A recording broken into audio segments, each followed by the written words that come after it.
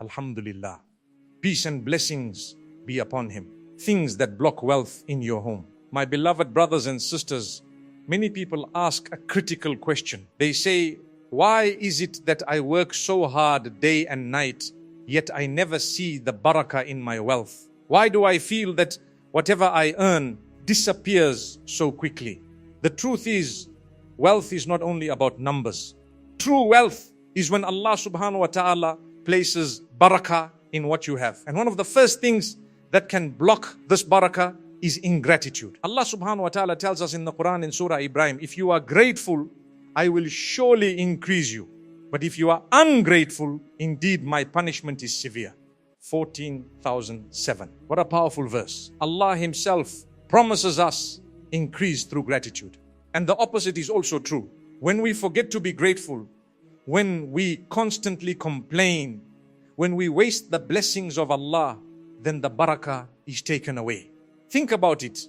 How many times have we looked at others and complained, why do they have more than I? How many times have we sat at our dinner tables and said, I don't like this food, while millions of people around the world are sleeping hungry? Ingratitude doesn't always mean saying, I am not grateful. Sometimes it is in the way we speak, the way we compare ourselves to others, the way we ignore the small blessings in our lives. My brothers and sisters, barakah is not about having millions in the bank. Barakah is when your little sustains you, when your home has peace, when your food satisfies the heart, when your wealth becomes a means of sadaqah, of goodness, of bringing smiles to others. I know of people who earn very little, yet their families are content. They have love in their homes. Their food always seems enough and their hearts are key. Read peace. This is barakah. On the other hand, some people earn huge salaries, yet they are drowning in debt, in stress, in constant fighting. That is wealth without barakah. So what is the solution? Gratitude. Shukr, saying alhamdulillah with sincerity. Every single day, look at what you have, not at what you lack. The Prophet Muhammad, peace and blessings be upon him, taught us that when you look at those above you in wealth, always look at those below you too, so that you realize how blessed you really are. Try this simple exercise before you sleep tonight. Think of 3 blessings in your life and say alhamdulillah. It could be your health, your children, your roof, or even the glass of water you drank today. When you thank Allah, He opens the doors of barakah. My brothers and sisters, the first reason wealth loses blessing is ingratitude. And the first step to unblock it is to recognize Allah's favors, to use them wisely, and to say alhamdulillah from the heart. My beloved brothers and sisters, the second thing that blocks barakah in wealth is haram income.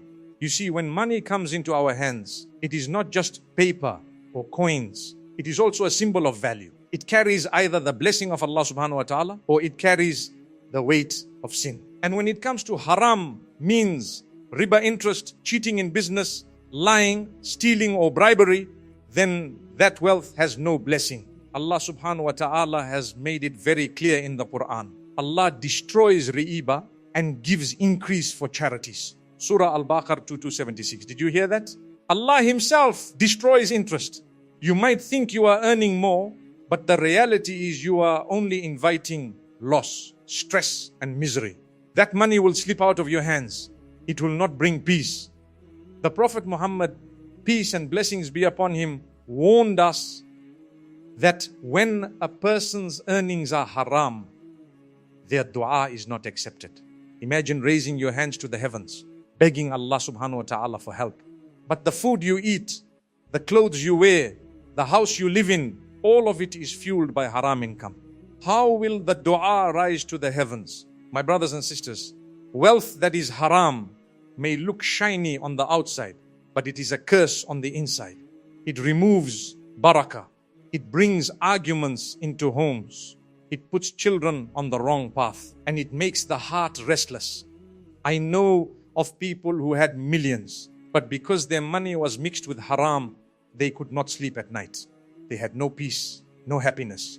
Compare this with someone earning a modest halal income. Even if little, Allah fills it with blessings. So what must we do? Always strive for halal. Even if it is less, it will carry barakah. Avoid interest-based dealings. Be honest in trade. Never cheat your customers. Remember, one bite of haram food can poison your soul, while one bite of halal can fill your heart with light. If you realize you have been involved in haram income, repent sincerely. Cleanse your wealth by giving in charity. Purify what remains and promise Allah subhanahu wa ta'ala that you will not go back. Wealth is not just about numbers. It is about the blessing of Allah subhanahu wa ta'ala in those numbers, and that blessing only comes when the source is pure. So the second thing that blocks wealth in your home is haram income. If you want your rizq to grow, make sure it is halal, and Allah will place barakah beyond your imagination. My beloved brothers and sisters, the third thing that blocks wealth and removes barakah from our homes is breaking family ties and showing disrespect to parents. The Prophet Muhammad, peace and blessings be upon him, said in a hadith P, whoever wishes to have his provision expanded and his lifespan prolonged, let him maintain the ties of kinship Qari and Muslim. Subhanallah. Look at the connection. Maintaining family ties is directly linked to your rizq. When you honor your parents, when you treat your relatives with kindness, when you forgive, when you bring hearts together, Allah subhanahu wa ta'ala opens the doors of provision. But when we cut ties, when we fight with our brothers and sisters over small matters, when we raise our voices against our parents, when we ignore the cries of relatives, then that barakah is taken away. How many times have we seen families fighting over inheritance? Brothers are not speaking to each other, children neglecting their elderly parents, relatives cutting ties because of pride or ego. All of this brings darkness, not light. It blocks wealth. It blocks peace. It blocks Allah's mercy.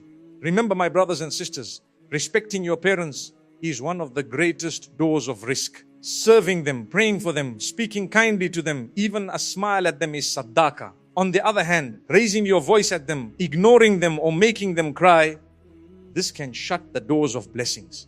The Quran reminds us in Surah Al-Isra, and lower to them the wing of humility out of mercy, and say, my Lord, have mercy upon them as they brought me up when I was small. 1724. Subhanallah. The more mercy you show to your parents, the more mercy Allah subhanahu wa ta'ala shows to you. So what should we do? Pick up the phone today. Call your parents and ask them how they are. If they are alive, serve them, respect them and pray for them. If they have passed away, make dua for them. Give sadaqah on their behalf. Reconnect with relatives you may have cut off. Even a message of salam can rebuild ties. My brothers and sisters, wealth is not blocked only by numbers. It is blocked when the heart loses mercy, when the home loses respect, when the family loses unity. If you want your rizq to flow, open the doors with kindness, with family love, with respect to parents. So today we learn 3 things that block wealth in your home. Ingratitude to Allah subhanahu wa ta'ala, haram income and dishonesty, breaking family ties, and disrespecting parents. If we fix these, Allah subhanahu wa ta'ala will open the doors of barakah in ways we cannot imagine. May Allah subhanahu wa ta'ala grant us halal and blessed wealth.